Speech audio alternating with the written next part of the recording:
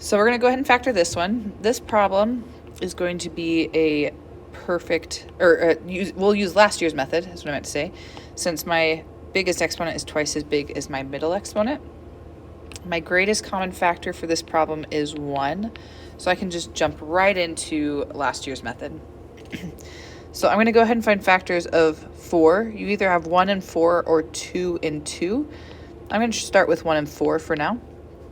And then factors of the 20, I'm going to choose 4 and 5, but you could do any pairing, and we'll just see if we can get this one to work. So 4 times 4 is 16. 1 times 5 is 5.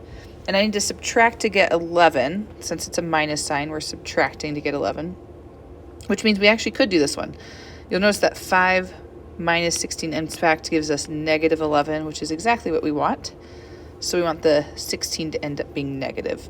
We'll talk about that in a second. The first terms are the ones with the x's, and since it's x to the 4th, we'll put an x squared. So we've got an x squared and a 4x squared. And then the 4 got paired with the 4, which means they should be in opposite parentheses. And the x squared got paired with the 5, so they should be, or the 1x squared got paired with the 5, so they should be in opposite. And you notice if you double check, you get 16x squared and 5x squared. And remember, we want the 16 to be negative. Because the 20 is negative, or subtracting the 20, we know that the signs in our final answer should be opposite from each other. One's positive, one's negative. So in this specific one, we've got a minus 4 and then a plus 5. That way we get negative 16 and a positive 5x squared.